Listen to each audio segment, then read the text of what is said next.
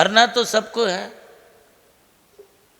हमें भी मरना, तुम्हें भी मरना, उन्हें भी मरना, उनको भी मरना। तुम अजर अमर हो गए क्या? और जब सबको मरना है तो इष्ट वियोग अनिष्ट संयोग से थोड़ा सा जो है अपन ऊपर उठे। कभी कभी तुम्हें तुम्हारे अपने लोग ही काटने सरी के दौड़ते हैं, तुम्हें ऐसा लगता है कि ये मेरा जो है ये दूर हो जाए, ये बहू मुझे नहीं चाहिए, बहू नहीं चाहिए। पहले बहू आने के लिए रो रहे थे कि बहू आ जाए, बहू आ जाए, बहू आ जाए, और अब आ गई तो ये नहीं चाहिए। एक जब से आई तब से हमारे घर में कलह का बात, ये अलग हो जाए, ये अलग हो जाए। ये अनिष्ट को दूर करने की सोचते हैं, इष्ट को मिलाने के लिए सोचते हैं। इसी का नाम इष्ट वियोग और अनिष्ट वियोग नाम का दुर्ध्यान है। इसे ध्यान मत कहिए, ये दुर्ध्यान है, क्योंकि इससे दुर्गति होने वाली है। घर में कोई चूहा घुस जाए, बाप रे बाप, गड़बड़ा जाते, हड़बड़ा जाते। कोई कांटे आदि आ जाए, कंकर आ जाए, कोई धूल आ जाए, कोई तुम्हारे यहाँ पर कुछ उपद्रव हो जाए, फिर देखो तुम कहाँ नहीं जाते, कौन से पंडित के पास नहीं जाते, कौन से ज्योतिषी के पास नहीं जाते, कौन से मांत्रिक के पास नहीं जाते। भैया क्या हो गया घर में, क्या हो गया घर में, और उन सबको दूर करने के लिए प्रयत्न करते रहते हैं। आपसी कलह, आपसी मतभेद, आपसी झगड़े, आपसी लड़ाइयाँ, आपस का बैर वैमनस, ये जो तुम घर का घर में रखते हो, चाहे वो तुम्हारा बेटा बहू में हो, चाहे वो बहू और सास में हो, चाहे वो तुम्हारे देवरानी जेठानी में हो, चाहे वो झगड़ा भाभी और ननद में लेकर के हो। अब आई है 4 दिन के लिए, तो 4 दिन को भी शांति से नहीं रहते उसके साथ, ननद के साथ। तू अपने पियर में, तू अपनी ससुराल में रहे, मैं अपनी ससुराल में हूँ।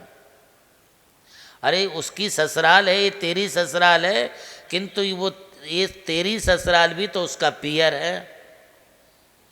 किंतु 4 दिन भी आप शांति के साथ नहीं रहते, उसमें भी मन मुटाव रखते हैं, उसमें भी झगड़े रखते। कभी कभी तो ऐसा मुंह फुला लेते हैं कि एक दूसरे से महीनों तक, क्या बरसों बरसों तक बात भी नहीं करते हैं।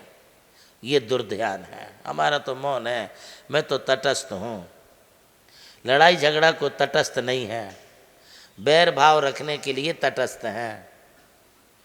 अरे तटस्थता उसे नहीं कही जाती है कि जिसमें बैर की गांठ बांध के एक दूसरे से बात करना बंद कर दिया जाए, एक दूसरे के लिए अपने दरवाजे बंद कर दिए जाएं।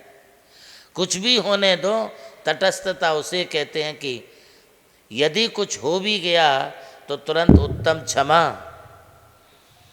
सॉरी बोल दो, एक दूसरे आपस में जो है गले मिल जाओ, और फिर शांत चित्त से दोनों मन मिला करके रहो। इसको कहते हैं तटस्थता, इसको कहते हैं मध्यस्थता। मध्यस्थता का मतलब है मध्यस्थीकरण कर लो, थोड़ा तुम नज़दीक जाओ, थोड़ा उनको नज़दीक बुलाओ, थोड़ा तुम उनके लिए बुलाओ, थोड़ा तुम उनके पास जाओ, थोड़ा तुम खिलाओ, थोड़ा वो खिलाएंगे, थोड़ी बात तुम करो, थोड़ी बात वो करेंगे, झगड़े समाप्त हो जाएंगे। ये मुँह फुला करके बैठे रहने से, बैर की गांठ बांधने से तुम जो है दुर्ध्यान से बच नहीं सकते। तुम ये सोचो कि नहीं भाई साहब, अब हम तो उनसे बोलचाल नहीं करते, मेरा कोई लेन देन नहीं उनसे, कोई लेन देन नहीं। ऐसा क्या हो गया जिसमें तुमने अपना व्यवहार ही खत्म कर दिया? और जो व्यवहार छोड़ देगा, व्यवहार खत्म कर बैठेगा, इतनी उदासीनता लाओगे तो वो तुम्हारे लिए दुर्ध्यान हो जाएगा। तुम संसारी जीव हो, तुम व्यवहार छोड़ नहीं सकते। तुम्हें अपने व्यवहारिक संबंधों को अच्छा बना के चलना चाहिए, किंतु अच्छे संबंध बना के इष्ट और अनिष्ट, इष्ट संयोग, इष्ट वियोग और अनिष्ट संयोग में दुर्ध्यान ना करें। और किसी प्रकार से बैर वैमनस्य आदि हो जाए तो उसमें जो है तुरंत अपने क्षमा भाव धारण करके एक दूसरे के प्रति शांत चित्त से रहिए। अनादि काल से हम यही करते आए और यही हम सोचते आए, उसकी वजह से ये संसार का परिभ्रमण निरंतर बना रहा। 4 गति 84 लाखियों का ये भ्रमण, 84 लाख योनियों का ये भ्रमण तब तक खत्म नहीं होगा जब तक हम इन छोटी मोटी आर्त ध्यान को कराने वाली, टेंशन आते, तनाव आते, बीपी बढ़ जाती, बीपी लो होती, शुगर बढ़ जाती, शुगर लो होती, हार्ट की पल्स बढ़ जाती, ये सब क्यों होता है? तुम्हारे दुर्ध्यान करने से होता है।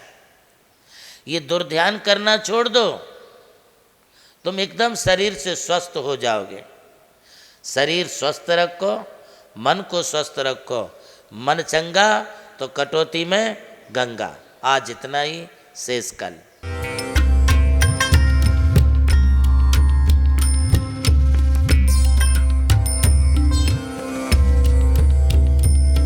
जैन धर्म केवल धर्म नहीं, जन जन का धम है। यही है इस धर्म की संस्कृति। सन 2010 चातुर्मास के दौरान मांगी तुंगी और गजपंथा की तीर्थ यात्रा के बाद एक रात्रि गजपंथा की पहाड़ियों पर विश्राम करते समय आचार्य श्री देवनंदी जी महाराज को एक दिव्य स्वप्न प्राप्त हुआ। स्वप्न में उन्होंने देखा कि एक ऐसा तीर्थ जिसकी कोई कल्पना भी नहीं कर सका था, एक ऐसा स्थान जहां पंच परमेष्ठियों की भव्य मूर्तियां हों, एक ऐसा समव शरण जो समर्पित हो जैन धर्म की शाश्वत परंपरा को। उस दिव्य संकेत को जीवन में उतारने के लिए आचार्य श्री कुंथलगिरी की ओर विहार पर निकल पड़े। वहां एक श्रद्धालु ने अपनी भूमि पूज्य गुरुदेव को समर्पित की और यहीं से आरंभ हुई मुंबई आगरा हाईवे NH3 स्थित णमोकार तीर्थ के निर्माण की महायात्रा। ये वही भूमि है जिसे राम टेकड़ी कहा जाता है, जहां भगवान रामचंद्र जी ने 12 लाख वर्ष पूर्व तपस्या की थी। आज यही भूमि बन रही है जैन संस्कृति का जीवंत प्रतीक णमोकार महातीर्थ। यहाँ बन रही है 51 फीट ऊंची अरिहंत परमेष्ठी की मूर्ति, चारों दिशाओं में 31-31 फुट ऊंची अन्य परमेष्ठियों की मूर्तियां। कुल मिलाकर एक अद्वितीय समवशरण की रचना है जिसका वर्णन Guinness book of world record में दर्ज हो चुका है।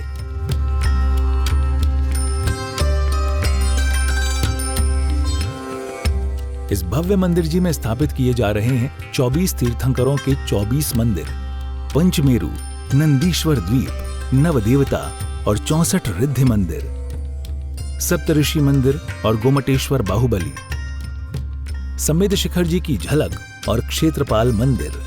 यहाँ पर अब तक 250 से अधिक कमरे निर्मित हो चुके हैं, जिनमें 75 साधु साध्वियों के लिए एवं यात्री निवास आधुनिक सुविधाओं से युक्त है। AC रूम, भोजनशाला, कैंटीन और विशाल गुरु मंदिर। णमोकार तीर्थ का भूमि पूजन 8 फरवरी 2014 को संपन्न किया गया था और आज लगभग 10 लाख स्क्वायर फीट से अधिक निर्माण पूर्ण हो चुका है और अब यह दिव्य तीर्थ अपने चरम आयोजन की ओर अग्रसर है। 2026 में जिन शासन के वरिष्ठतम आचार्य परम पूज्य साधना सम्राट गणाधिपति गणधराचार्य श्री कुंथु सागर जी महाराज के सानिध्य में एवं परम पूज्य प्रज्ञा श्रवण सारस्वताचार्य श्री देवनंदी जी महाराज की प्रेरणा एवं निर्देशन में 400 से अधिक साधुओं की उपस्थिति में आगामी 6 से 13 फरवरी 2026 में णमोकार तीर्थ का भव्याति भव्य अंतर्राष्ट्रीय पंच कल्याणक प्रतिष्ठा एवं महामस्तकाभिषेक महोत्सव का आयोजन होने जा रहा है। खुल रहा है पुण्य का द्वार, जो करेगा भव पार।